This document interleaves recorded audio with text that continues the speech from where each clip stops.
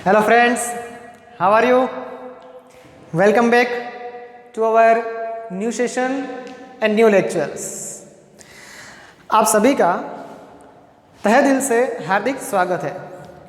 Friends, पिछले lectures में हम लोगों ने जो भी कुछ शुरुआत की थी उसका एक छोटा सा रिवीजन लेके आज के टॉपिक पे वापस जाएंगे।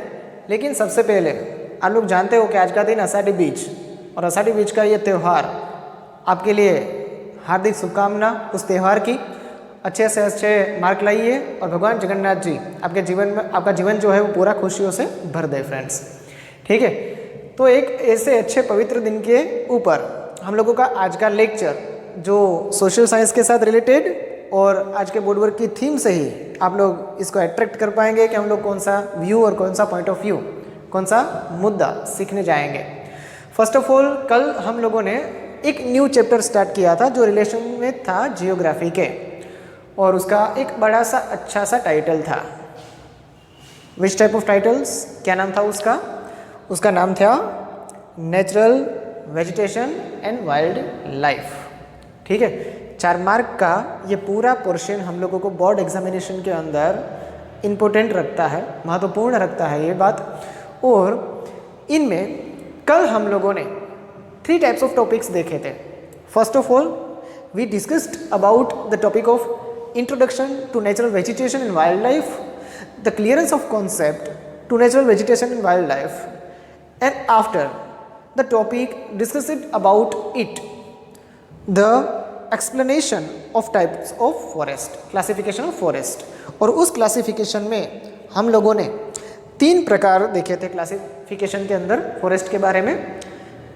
सबसे पहला था क्लाइमेट के ऊपर, दूसरा था एडमिनिस्ट्रेटिव पॉइंट ऑफ व्यू के ऊपर, और तीसरा था जो हम लोग आज समझने वाले हैं ऐसा point according to administration and ownership के बारे में। एडमिनिस्ट्रेशन की बात तो हम लोगों ने की ही थी, लेकिन यहाँ पर हम लोगों को ऑनरशिप भी सीखनी है और साथ ही साथ एडमिनिस्ट्रेशन प्रोसेस भी सीखनी है।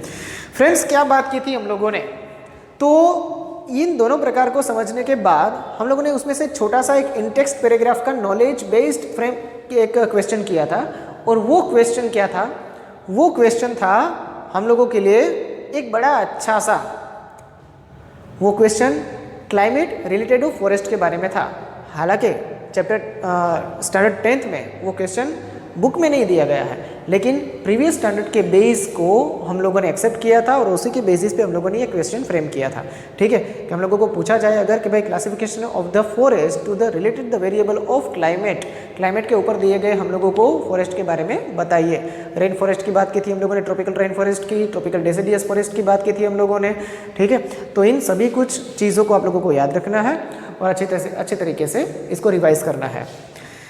Today we will discuss about the topic of the 3 types of format 1, 2 and 3। Before हम लोगों ने इससे पहले हम लोग ने कल का जो एग्जाम्पल लिया था, कल का जो एक प्रश्न समझा था हम लोगों ने, वो प्रश्न हम लोगों के लिए क्या बनता था?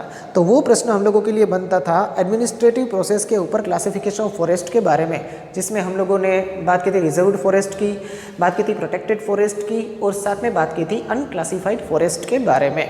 तो यहाँ पर हम लोगों को सबसे पहले दिया गया है फ्रेंड स्टेट फॉरेस्ट। ऑनरशिप के बेसिस पे हम लोग आज बात करेंगे थोड़ा सा डीपली। स्टेट फॉरेस्ट, ये क्वेश्चन हम लोगों को बोर्ड की एग्जामिनेशन में आप लोगों को ध्यान में रखना है। बोर्ड की एग्जामिनेशन में हम लोगों को ये पूरा क्वेश्चन 3 मार्क में दिया गया है, लेकिन the main focus of the 2 mark, इसको 2 मार्क के इनिशियल शॉर्ट कंटेंट में भी हम लोगों को पूछा जा सकता है फ्रेंड्स। तो ये बात अच्छी तरीके से ध्यान में रखना है। सबसे पहले बात करेंगे हम ऑनरशिप के बेसिस पे स्टेट फॉरेस्ट की, कि भाई स्टेट फॉरेस्ट क्या है और इसका कॉन्सेप्ट क्या हम लोग कह सकते हैं। Central and state government controls such forest, most of the forest of the country full under the category. अब क्लियर बोला गया है, देखिए सेंटेंस में ही आपको पता चल सकता है कि ऐसे जंगल कि जिसके ऊपर पूरा नियंत्रण, उसकी एक ऑनरशिप, ये सभी कुछ चीज़ें, उस पर नियम किस प्रकार से बनाना है, उसको समर्थित किस तरीके से करना है, इसका पूरा ख्याल कौन रखेगा? तो इसका पूरा ख्याल सरकार रखेगी, एडमिनिस्ट्रेशन रखेगा भारत का। और अगर एडमिनिस्ट्रेशन की बात करेंगे तो हम लोगों को सीधा ही 2 टाइप्स ऑफ गवर्नमेंट के बारे में ख्याल आएगा, और वो 2 types of government, 1 type of central and second type of state government. इन दोनों का नियंत्रण जिस प्रकार के वन क्षेत्र में रहा है उसी को ही हम लोग स्टेट फॉरेस्ट कहेंगे। अब क्वेश्चन यहाँ से ये खड़ा होगा कि सर इसमें सेंट्रल और स्टेट दोनों का ही उल्लेख है तो इसे स्टेट फॉरेस्ट क्यों बोला गया है? बहुत सीधी सी बात है फ्रेंड्स, क्योंकि हम लोग, हमारा जो देश है उस देश को भी हम लोग ने कभी कंट्री नहीं बोला। हम लोग ये भी जानते हैं that is the union collaborative states. इसका भारत एक संघीय राज्य है, हम लोग ये बोलते हैं। 562 स्टेट्स थे आज़ादी के पहले, और आज़ादी के बाद इन सभी राज्यों को मर्ज करके हम लोगों ने भारत का एक राजकीय नक्शा तैयार किया। तो इसके बेसिस पे हम लोग इसका राज्य के तरीके से उल्लेख करते हैं, मतलब देश के संदर्भ में भी इसका नामकरण राज्य है और राज्य के संदर्भ में भी इसका नामकरण राज्य है। ठीक है, इसीलिए हम लोगों ने इसको टाइटल दिया है ऑनरशिप के बेसिस पे state forest. Central and state government controls, underline कर लेना मित्रों आप लोग, central and state government control such forest, कुछ ऐसे प्रकार के वन क्षेत्र जिसमें केंद्र सरकार और राज्य सरकार दोनों ही संयुक्त तरीके से काम करती है। Most of the forest of the country full under the category, ये पूरा नियंत्रण उसी का ही उस प्रकार के क्षेत्र पे रहा हुआ है। ठीक है, अब दूसरा पॉइंट हम लोगों को यहाँ पर दिया गया है कम्युनल फॉरेस्ट, जहाँ सरकार के साथ आवाम जुड़ती है, जहाँ सरकार के साथ पब्लिक जुड़ती है और पब्लिक इस प्रकार के वनाच्छादित क्षेत्र को विकसित करने का कार्य करती है, तो उसी को ही हम लोग कम्युनल फॉरेस्ट बोलते हैं। लेकिन स्टेट गवर्नमेंट के साथ और सेंट्रल गवर्नमेंट के साथ सीधा संपर्क में विकसित कॉन्सेप्ट के अंदर, development concept point of view of forest के अंदर जनता नहीं आ सकती। तो जनता लोकल लेवल पे काम करेगी, और वही लोकल लेवल सरकार का भी एक एडमिनिस्ट्रेशन का पूरा हिस्सा है। ठीक है, क्योंकि हम लोगों ने पहले ही बोला था फ्रेंड्स, अगर मैं आप लोगों को यह बुलाऊं कि भाई हमारी जो सरकार है वो सरकार कितने स्तर में बटी हुई है, तो आप सीधा बोलोगे कि sir central government, second one state government और लास्ट वन लोकल गवर्नमेंट। तो हम यहाँ पर लोकल गवर्नमेंट की बात कर रहे हैं as the related the format of communal forest. Local self government institution, देखिए यहाँ पर ही ये वर्ड हम लोगों को क्लियर कॉन्सेप्ट करवा देता है। Self government institution like gram panchayat, municipalities, corporations and district panchayat have control over such forest. कुछ प्रकार के वनाच्छादित क्षेत्र इस प्रकार के लोकल गवर्नमेंट की कैटेगरीज में आते हैं, जिसको संवर्धित करना, जिसको विकसित करना, वो उस स्थानिक स्वराज्य की संस्थाओं का काम तो है ही, लोकल गवर्नमेंट का काम तो है ही, लेकिन इसके साथ वहाँ पर के लेवल पे वहाँ पर की लोकल पब्लिक जुड़ती है, और ये जुड़ने के बाद इसी का ही नामकरण बनता है कम्युनल फॉरेस्ट। ठीक है, तो ये कम्युनल फॉरेस्ट के बारे में बात थी। यहाँ पर सेंट्रल और स्टेट गवर्नमेंट दोनों मिलके काम कर रहे हैं, इसलिए इसको स्टेट फॉरेस्ट बोला गया है। इसका फुल्ली कंट्रोल सेंट्रल और स्टेट गवर्नमेंट के नीचे ही है। यहाँ पर कम्युनल फॉरेस्ट में जो सेल्फ गवर्नमेंट इंस्टीट्यूशन है, इस institute example of gram panchayat, municipalities, corporations, district panchayat के साथ पब्लिक जुड़ती है, और पब्लिक जुड़ने के बाद इसका पूरा एक विकसित क्षेत्र बनता हुआ हम लोगों को दिखाई देता है। तो मित्रों, यही चीज़ जिसे कम्युनल फॉरेस्ट बोला जाता है। तो ये स्टेट फॉरेस्ट की बात हुई ऑनरशिप के बेसिस पे, कम्युनल फॉरेस्ट की बात हुई ऑनरशिप के बेसिस पे।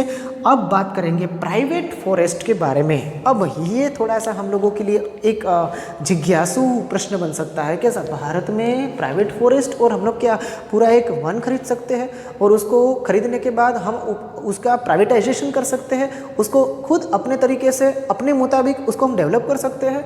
तो फ्रेंड्स मेरा जवाब होगा हाँ, आप लोग ये कर सकते हो, लेकिन ये हम लोगों को कुछ ही स्टेट्स में ये दिखाई देता है। प्राइवेट फॉरेस्ट का ये जो नज़रिया है वो यहाँ पर देखिए, such forest is owned by individual. कुछ इस प्रकार के वन क्षेत्र भी भारत में रहे हैं कि जिसका पूरा मालिकीपना जो है वो सीधा एक व्यक्ति के संपर्क से जोड़ता है, उसमें इन्वेस्टमेंट, उसका डेवलपमेंट, उसका पूरी तरीके से एडमिनिस्ट्रेशन वो एक प्राइवेट पॉइंट ऑफ व्यू से ही होगा। तो इस प्रकार के जंगल को आप लोग प्राइवेट फॉरेस्ट कह सकते हो। अगर इस प्रकार के फॉरेस्ट को हम लोगों को देखना है फ्रेंड्स, तो कहाँ पर देख सकते हैं, तो यहाँ पर देखिए, such forest are found more in, अब यहाँ पर अंडरलाइन करना जरूरी है, such forest are found more in Odisha, second one Meghalaya, third one Punjab and fourth one Himachal Pradesh, इसमें हम लोगों को दिखाई देते हैं। हालांकि लेकिन वर्तमान स्थिति तो ऐसी है फ्रेंड्स कि इस प्रकार के कुछ जो जंगल है वो हालांकि क्षत विक्षत अवस्था में आ चुके हैं, मतलब उसका पूरी तरीके से एक अच्छा सा development as individual point of view के बेसिस पे नहीं हो रहा है, इसीलिए और कहीं कहीं पर तो ये पूरी उज्जड़ अवस्था में भी आ चुके हैं, मतलब आप लोगों को वो वीरान लगेगा, वो जंगल लगेगा ही नहीं। तो इस प्रकार के क्षेत्र में हम लोग मतलब कि जो प्राइवेट लोग हैं वो पूरा एक न्याय उसको नहीं दे पा रहे हैं, ठीक है। तो ये भी एक कंट्रीब्यूशन यहाँ पर से हम लोगों को थोड़ा सा कम दिखाई देता है, तो ये कमी भी कह सकते हो आप लोग प्राइवेट फॉरेस्ट के अंदर। भारत में प्राइवेट फॉरेस्ट इन 4 स्टेट्स में आप लोग देख सकते हो। इसका नेगेटिव और पॉजिटिव एमसीक्यू परीक्षा में हम लोगों को पूछा जा सकता है फ्रेंड्स, ध्यान में रखना। ओडिशा, मेघालय, पंजाब और हिमाचल प्रदेश, इनमें से कोई भी एक नाम निकाल दिया होगा और इसकी जगह पे कोई दूसरा नाम रिप्लेस कर दिया होगा, और फिर हम लोगों को ये पूछा जाएगा कि नीचे से which type of states it's in not consider to a forest as a private point of view. तो जो नहीं है उसको आपको टिक मार्क करना है। पॉजिटिव एमसीक्यू में इस प्रकार का भी फ्रेमिंग बन सकता है कि जिसमें इनमें से 3 नाम दिए गए होंगे, एक निकाल दिया गया होगा जिस तरीके से हमने आगे बोला था, और यहाँ पर क्या होगा कि भाई तीनों के तीनों नहीं दिए गए होंगे, और इनमें से एक जो पॉइंट है, इनमें से एक जो वर्ड है वो हम लोगों को दिया गया होगा। इसी सीक्वेंस में हम लोगों को याद रखना है, ओडिशा, मेघालय, पंजाब और हिमाचल प्रदेश। अगर सीक्वेंस चेंज आउट हो, don't worry, will be taken, ये एक्सेप्टेड है फ्रेंड्स। तो इसके लिए आप लोग काफ़ी ज़्यादा चिंता मत करना। तो ये प्रश्न हम लोगों के लिए बनता है, पूरा state forest, communal forest and private forest. एक हम लोगों ने बात की एडमिनिस्ट्रेटिव पॉइंट ऑफ व्यू के ऊपर जो एक मुद्दा था हम लोगों का, वो पॉइंट रहा है reserve forest, protected forest and unclassified forest. और ऑनरशिप के बेसिस पे हम लोग यहाँ पर ये कह सकते हैं 3 types of forest, first one state forest, second one communal forest and third one private forest. तो यहाँ पर हम लोगों का क्लासिफिकेशन ऑफ फॉरेस्ट का जो टाइटल है वो कंप्लीट होता दिखाई दे रहा है, ठीक है। तो यहाँ पर ये कंप्लीट होगा फ्रेंड्स। तीनों के तीनों प्रकार के जंगल हम लोगों ने देखे। परीक्षा में हम लोगों को यह भी पॉसिबल है कि सीधा एक ही एग्जाम्पल पूछा जाए, describe the classification of forest. अगर ऐसा मुद्दा पूछा गया आप लोगों को, तो आपको क्या करना है, जो 3 टाइप्स ऑफ फॉरेस्ट है उन सभी 3 टाइप्स ऑफ फॉरेस्ट का एक छोटा सा चार्ट बनाना, और इसके नीचे उसके जो सबटाइटल्स है वो सबटाइटल्स लिख के हम लोगों को ये क्वेश्चन खत्म करना है, ठीक है। इनमें डीपली कोई ये विश्लेषण लिखना नहीं है, मतलब कि डिस्क्रिप्टिव पॉइंट उसमें लिखना नहीं है, सिर्फ नामकरण आप लोगों के लिए चलेगा फ्रेंड्स। तो ये प्रश्न 2 से 3 मार्क के लिए काफ़ी ज़्यादा महत्व रखता है हम लोगों के लिए, ध्यान में रखना। आने वाली बोर्ड एग्जाम में आप जिसमें बैठेंगे उसमें इस प्रकार के क्वेश्चन हो भी सकते हैं फ्रेंड्स, इसलिए जरा भी इसको निगलेक्ट मत करिएगा। ये क्वेश्चन बनता है, ये खत्म होने के बाद एक बड़ा सा अच्छा सा मुद्दा हम लोगों को नीचे दिया गया है, डिफॉरेस्टेशन, मतलब कि निर्वनीकरण, जंगलों का विनाश। हम लोग भली बात ही जानते हैं फ्रेंड्स कि आज का जो आधुनिक मानव है ना, वो आधुनिक मानव है वो सिर्फ अपने बारे में सोचता है, डेवलपमेंट के बारे में, प्रोग्रेस के बारे में, जितना भी हो सके डिजिटलाइजेशन अपनाना। लेकिन इसकी जो ये एक अंधी दौड़ है, संसाधनों के पीछे भागना, ठीक है, पैसे के पीछे भागना, डिजिटलाइजेशन के पीछे भागना, उसमें कहीं ना कहीं इसने प्रकृति का इतना बड़ा नुकसान किया है कि जिसकी बाद में गंभीर असर वो उसको ही भुगतनी पड़ेगी, उसके आने वाली पीढ़ियों को ही भुगतनी पड़ेगी। और शायद मैं ये भी कह सकता हूँ कि हम लोग अभी भुगत भी रही है। ये हम लोग आप और में ये अप्रत्यक्ष मिल रहे हैं, इसका ये नतीजा भी आप लोग देख सकते हो। तो काफ़ी ज़्यादा प्रकृति का नुकसान हम लोग कर चुके हैं फ्रेंड्स। इनमें सबसे पहला नुकसान तो यहीं से ही शुरू होता है, निर्वनीकरण से ही शुरू होता है, डिफॉरेस्टराइजेशन से ही शुरू होता है। हम लोगों ने बहुतायत जंगलों को साफ करना शुरू कर दिया है, जिसके कारण प्रकृति पूरी इम्बैलेंस हो चुकी है। और इस इम्बैलेंस के कारण ही काफ़ी ज़्यादा अलग अलग प्रकार के जो इश्यूज़ खड़े हैं आज वो हम उसका सामना कर रहे हैं। एक छोटी सी डेफिनेशन पहले ही सेंटेंस में हम लोगों को यहाँ पर क्लासिफाई की गई है, हम लोगों को यहाँ पर दी गई है, और वो व्याख्या क्या है? डिफॉरेस्टेशन मीन्स, ये वर्ड देखिए, deforestation means the destruction of forest. निर्वनीकरण का मतलब ही क्या है? जंगलों का विनाश करना, जंगलों को नष्ट करना। निर्वनीकरण मतलब जंगलों का विनाश, जंगलों को नष्ट करना। तो ये हम लोगों के लिए पहली डेफिनेशन बनती है। आप लोगों को यहीं से ही कंक्लूड, आप लोगों को पूरा कंक्लूजन मुद्दा शुरू करना है। Deforestation means the destruction of forest. This is not a problem of our country alone. ये अकेले एक भारत की समस्या नहीं है मित्रों, but is one of the global problems. आज हम लोग ग्लोबल वार्मिंग की बात कर रहे हैं। आज हम लोग ओजोन स्तर में जो एक पूरा उसका एक निष्कंदन निकल चुका है, इसकी हम लोग बात कर रहे हैं। यही सिर्फ ग्लोबल प्रॉब्लम्स नहीं है, इस एक ग्लोबल प्रॉब्लम्स इसको भी गिन सकते हैं। भारत में ही सिर्फ वृक्ष काटे नहीं जा रहे हैं, काफ़ी ज़्यादा देशों के अंदर जो विकसित कह रहे हैं हम लोग, उस विकसित देशों के अंदर भी काफ़ी ज़्यादा पेड़ काटे जा रहे हैं। और ये पेड़ काटे जाने के कारण ही कई ज़्यादा प्रकार की नैसर्गिक खामियां उत्पन्न हो रही है, और ये बाद में हम लोगों के लिए बड़ी ही मसमोटी समस्या जो है वो बनती जा रही है, विकराल स्वरूप धारण करती जा रही है। It can be said that it is a result of the progress of man. हम लोग ये कह सकते हैं फ्रेंड्स कि हम लोगों का एक सफ़र कहाँ से शुरू हुआ था? प्रिमिटिव एज के साथ शुरू हुआ था, और आज एकदम मॉडर्न एज के ऊपर ख़त्म हो रहा है, ठीक है। लेकिन इससे वहाँ तक पहुँचने के अंदर हम लोगों ने क्या क्या गवाया फ्रेंड्स? काफ़ी कुछ लिया, काफ़ी कुछ इनोवेट किया, काफ़ी कुछ डिस्कवर किया, काफ़ी कुछ नई बातें चेंज की हम लोगों ने, लेकिन प्रकृति के साथ हमारा जो संबंध था वो धीरे धीरे धीरे टूटता गया। आदमी जो है वो नेचर से पृथक होता गया। नतीजा आपके सामने है कि पूरी जो एक ऋतु चक्र की जो सिस्टम है वो भी आज इम्बैलेंस्ड है, और सभी जगह पे हम लोगों को कहीं ना कहीं इसके कॉसेस ये हम लोगों को दिखाई दे रहे हैं। It can be said that it is a result of the progress of man. जो मानवी ने प्रगति की है ना, ये प्रगति का ही परिणाम हम लोग यहाँ पर भुगत रहे हैं आज, ठीक है। Trees are destroyed naturally. सिर्फ यही नहीं कह सकते कि पेड़ को काटने में सिर्फ या फिर पेड़ का नष्ट होना, इनमें सिर्फ मनुष्य का ही हाथ है। प्रकृति भी विनाश करती है और प्रकृति भी सर्जन भी करती है। हम मानते हैं फ्रेंड्स कि प्रकृति जो है वो प्रकृति ने कई बार विनाश किया हुआ है, लेकिन प्रकृति ने सर्जन भी किया है।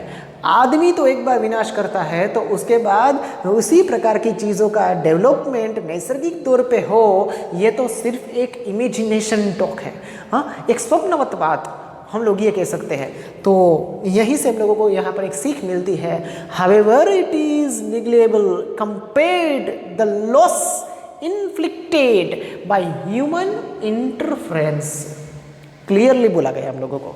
देखिए कि भाई प्रकृति जो नुकसान करती है, ये तो मनुष्य जो नुकसान करता है, इनके कंपैरिजन में निग्लेबल, आप लोग इसको नहीं गिनो तो अच्छा है।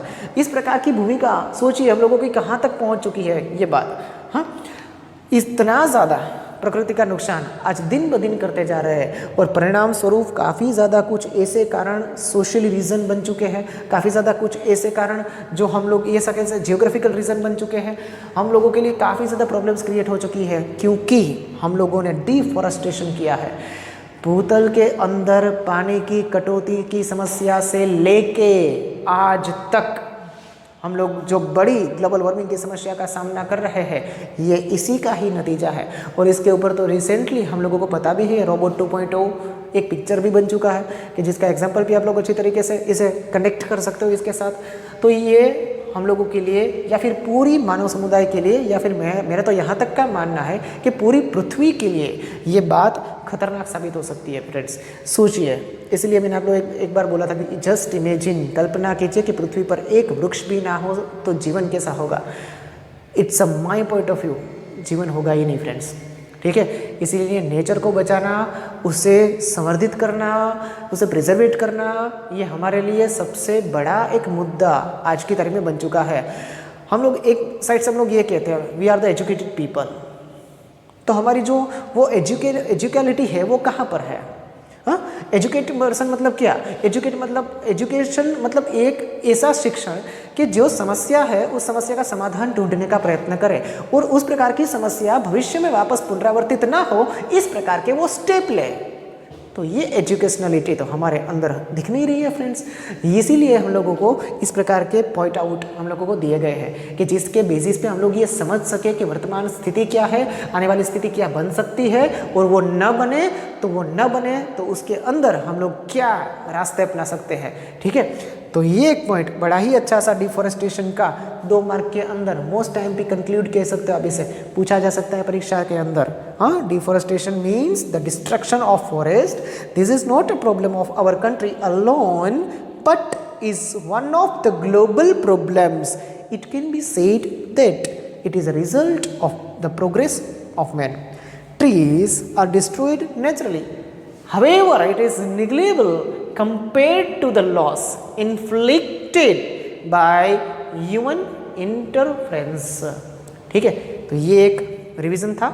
इसके बाद का एक अच्छा सा टॉपिक हम लोगों को दिया गया है, इसके ऊपर भी हम लोग चर्चा काफ़ी ज़्यादा खींच सकते हैं, लेकिन ये एक ऐसा पॉइंट है कि जिसके ऊपर हम लोग ये समझ सकते हैं कि इसकी इम्पैक्ट क्या पड़ती है फ्रेंड्स। आदमी जो भी कुछ अच्छा काम करे या फिर जो भी कुछ ऐसा नेगेटिव काम करे तो उसकी इम्पैक्ट तो पड़ती ही है मित्रों। हाँ, तो अगर हम लोग इस प्रकार का काम कर रहे हैं, वनस्पतियों को तोड़ने का, उसको मरोड़ने का, उसको नष्ट करने का, पेड़ को जड़ से हटाने का काम कर रहे हैं, तो स्वाभाविक तौर पे इसकी भी कुछ ना कुछ असर हम लोगों को दिखाई देगी। तो इसी का एक अच्छा सा पॉइंट हम लोगों को यहाँ पर दिया गया है। बोर्ड की एग्जामिनेशन के दौर पे आप इसको 2 मार्क में फ्रेम आउट कर सकते हो, लेकिन ये थोड़ा सा डिस्क्रिप्टिवली पॉइंट है। ठीक है, तो अगर 2 मार्क में पूछा जाए तो कोई भी 4 से 5 मुद्दे, कोई भी 4 से 5 पॉइंट आप लोग इसको कंक्लूड करना, इसको लिखना। इम्पैक्ट ऑफ डिफॉरेस्टेशन, निर्वनीकरण की असर क्या बनती है, इसके कारण क्या क्या समस्याएं खड़ी हुई है आज। तो सबसे पहले the quantity of carbon dioxide increases in the atmosphere. The quantity of carbon dioxide increases in the atmosphere. वातावरण के अंदर कार्बन डाइऑक्साइड की मात्रा आज की तारीख में बढ़ती जाती है। इट्स माई एक्सपीरियंस फ्रेंड्स, मेरे अनुभव के आधार पे मैं ये कह सकता हूँ कि एक व्यक्ति एक वृक्ष होना चाहिए। हाँ, क्योंकि हम लोग यही जानते हैं कि ह्यूमन बींग्स के साथ पूरी जीव सृष्टि जो पृथ्वी पर अस्तित्व धराती है, अस्तित्व है उसका, उन सभी के अंदर ऑक्सीजन उसका प्राणवायु है। ठीक है, और ये प्राणवायु प्रदान करने वाला एक नेचुरल एलिमेंट एक ही है, वेजिटेशन, वनस्पति। ठीक है, इसलिए इसको बचाना अत्यंत ज़रूरी है। सोचिए थोड़ा सा ये पॉइंट। हाँ, जैसे जैसे वृक्ष कम होते जाएंगे, जैसे जैसे वृक्ष हम लोग कम करते गए, वैसे वैसे कार्बन डाइऑक्साइड की मात्रा दिन ब दिन वातावरण में बढ़ती गई और नई नई समस्याएं जो है वो सर्जित होना शुरू हो चुका। ठीक है, the quantity of carbon dioxide increases in the atmosphere. बड़ा कार्बन डाइऑक्साइड का स्तर बढ़ता जा रहा है, क्योंकि सामने कार्बन डाइऑक्साइड लेने वाला नेचुरल एलिमेंट ही नहीं है। हाँ, तो ये बढ़ेगा ही, जिसके कारण green house effect become more intense. Green house effect, वातावरण के अंदर आर्टिफिशियल गर्मी का क्रिएट होना, जिसे हम लोग कहते हैं ग्रीन हाउस इफेक्ट या फिर ग्लोबल वार्मिंग। तो ये ग्लोबल वार्मिंग की समस्या भी धीरे धीरे क्रिएट होती जा रही है। मैं तो धीरे धीरे तो नहीं कहूँगा, अभी के वर्तमान परिस्थिति को देखकर तो ज़्यादा ही ये टेम्परेट हो रहा है, ये भी हम लोग कह सकते हैं। तो ये कारण भी हम लोग क्या मान सकते हैं, ये कारण भी हम लोग इम्पैक्ट ऑफ डिफॉरेस्टराइजेशन का मान सकते हैं। ठीक है, तो फ्रेंड्स ध्यान में रखना। दूसरा मुद्दा सोचिए क्या लिखा हुआ है। सोचिए 1 मिनट के लिए, Greenhouse effects become more intense. With the removed forest cover, the soil is eroded and the problem of farm fertility decreases. बहुत छोटे थे ना तब हम लोगों को एक बात समझ में आती थी या फिर हम लोगों को एक बात सिखाई जाती थी फ्रेंड्स, वो क्या थी? तो कि पृथ्वी के ऊपर वृक्ष का होना मतलब पृथ्वी के ऊपर के स्तर का एकदम पकड़े हुए रहना, जकड़े हुए रहना। वनस्पति के जो रूट्स है उसका जो मूल है वो मूल मिट्टी के कणों को आपस में पकड़ के रखता है, जिसके कारण बारिश की सीजन में जो मिट्टी का उपला स्तर हम लोग देख सकते हैं वो ऊपर का स्तर धुल नहीं पाता, और इस स्तर को ही हम लोग इंपोर्टेड लेयर मानते हैं, क्योंकि इसी में लिथोस्फीयर जो है वो अपन लोगों के लिए काफ़ी ज़्यादा इंपोर्टेड लेयर है, क्योंकि मिनरल्स सभी कुछ इसमें ही हम लोग देख सकते हैं। और इन्हीं के कारण अच्छा सा आप लोग क्रॉप फर्टिलाइज़र ले सकते हो और क्रॉप फर्टिलिटी ले सकते हो, उत्पादन ज़्यादा ले सकते हो। अगर यही स्तर जो है वो धुल गया और नहीं रहेगा तो फिर ये प्रॉब्लम्स तो आनी ही है। फार्म फर्टिलिटी डिक्रीजेस, घटती जाएगी खेत उत्पादकता और वो उसकी पूरी पावर बैठती जाएगी। आप खुद ही सोचिए फ्रेंड्स कि जहाँ पर प्लेन मैदान है, प्लेन सरफेस प्लेन है वहाँ पर, और वहाँ पर अगर बारिश होती है तो वहाँ पर से उसका जिस तरीके से आप लोग वॉशेबल एरिया देख सकते हो, इस तरीके से वहाँ पर जहाँ पर घने पेड़ है और वहाँ पर बारिश होती है तो वहाँ पर हम लोग ये भी जानते हैं कि वहाँ पर से मिट्टी का जो ऊपर का लेयर है वो जल्दी से नहीं धुलता। परिणाम स्वरूप तो कि वहाँ पर मिट्टी जो है वो काफ़ी ज़्यादा मिनरल्स के साथ स्टेबल रहती है। ठीक है, तो ये भी ज़रूरी है। और हम लोग ये भी अच्छी तरीके से जानते हैं कि भूमिगत जल स्तर अगर हम लोगों को बढ़ाना है तो भी हम लोगों को क्या करना पड़ेगा? तो कि हम लोगों को ज़्यादा से ज़्यादा वृक्षों की ज़रूरत पड़ेगी। ज़्यादा से ज़्यादा पेड़ को हम लोग क्या करेंगे? बोएंगे, उसको विकसित करेंगे कि जिसके कारण उसके मूल के ज़रिए, उसके रूट्स के ज़रिए पानी अंदर उतरे और भूस्थल जल स्तर वो बढ़ता जाए। लेकिन ये कमी दिखाई दे रही है हम लोगों को। जैसे जैसे पेड़ कटते गए वैसे वैसे ज़मीन की जो ऊपर की सरफेस है वो धुलती गई। In the peninsular India the forest area has decreased largely due to deforestation. Peninsular मतलब हमारा जो दक्षिण भारत का पूरा जंगल विस्तार था वो जंगल विस्तार धीरे धीरे साफ होता हम लोगों को दिखाई दे रहा है, क्योंकि हम लोगों ने पहले ही बोला कि भाई जो मॉडर्नाइजेशन है हम लोगों का, मॉडर्नाइजेशन मतलब ये पूरी पृथ्वी है ना फ्रेंड्स, उसमें 1 इंच ज़मीन हम लोग बना नहीं सकते। तो हम लोग क्या करेंगे? तो कि पृथ्वी के ऊपर जो भी कुछ जंगल है उस जंगल को साफ करेंगे और वहाँ पर हम लोगों की फैक्ट्रीज, हम लोगों की बिल्डिंग्स, हम लोगों की जो भी कुछ मशीनरीज है वो वहाँ पर इम्प्लीमेंट करेंगे और बाद में वहाँ पर से वनस्पति उगेगी ही नहीं। परिणाम स्वरूप वनस्पति का लेवल जो है वो धीरे धीरे घटता जाएगा। In the peninsular India the forest area has decreased largely due to the deforestation. Many living organisms have lost their bodies. धीरे धीरे जंगलों का घटना मतलब काफ़ी ज़्यादा वन्य जीवों का निर्वासित होना, उसे घर से निष्कासित कर देना, उसको अपने ही घर से निकाल देना, यही चीज़ हो रही है ना। हाँ, क्योंकि जिस तरीके से पेड़ की संख्या घटेगी, जंगलों की संख्या घटेगी, वैसे वैसे उसका जो पूरा वसाहत का क्षेत्र है वो सिकुड़ता जाएगा। परिणाम स्वरूप तो क्या हम लोग जानते हैं कि तृणाहारी प्राणियों के लिए जो भोजन है, जो वनस्पतियाँ है, उसका स्तर घटेगा, भोजन घटेगा और तृणाहारी प्राणी नहीं रहेंगे जंगल में तो वन्य प्राणी जो है वो अपना जंगल छोड़ के अपनी खुराक की शोध में बाहर निकलेंगे। ठीक है, many living organisms have lost their bodies as a result the wild animals approach urban settlements in search of food and water।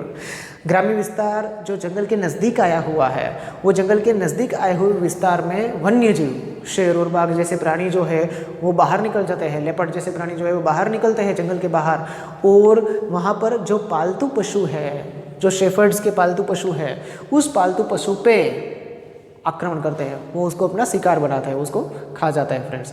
तो ये घर्षण जो है वो वहाँ से शुरू होता है और इस घर्षण में ज़्यादातर जान किसे गंवानी पड़ती है हम जानते हैं, वन्य जीवों को ही गंवानी पड़ती है।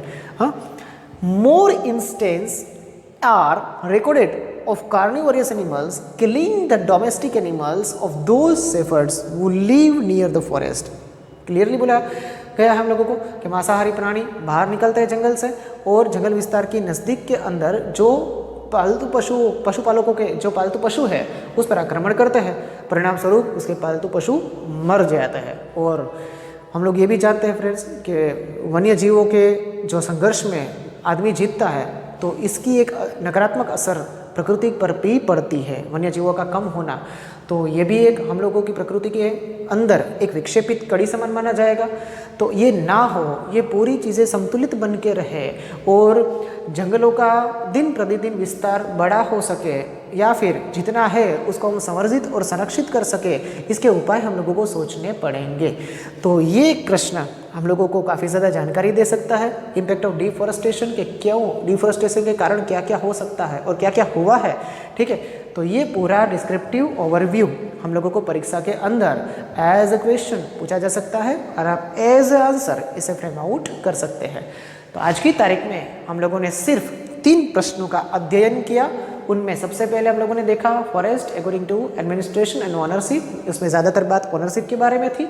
उसमें सबसे पहला जो टाइप दिया गया है हम लोगों को state forest, second one communal forest, third one private forest. इन तीनों प्रकार को देखने के बाद हम लोगों ने बात की डिफॉरेस्टेशन, जो हम लोगों के लिए 2 मार्क के अंदर परीक्षा का प्रश्न बन सकता है। और लास्ट में हम लोगों ने बात की इम्पैक्ट ऑफ डिफॉरेस्टेशन। ठीक है, तो इन तीनों प्रश्न को आप लोगों को point wise as it is format आपको अपनी नोटबुक में लिखना है, फेयर बुक में, और होमवर्क बुक में रिवीजन के माध्यम के लिए आप लोगों को 2 बार इसे लिखना है। फिर से वापस जब नेक्स्ट लेक्चर में मिलेंगे तो रेमेडियस ऑफ नेचुरल वेजिटेशन के बारे में बात करेंगे या फिर फॉरेस्ट कंजर्वेशन के बारे में बात करेंगे। तब तक के लिए मुझे आज्ञा दीजिए। Stay safe, stay home. जय स्वामीनारायण, जय श्री कृष्ण। Thank you.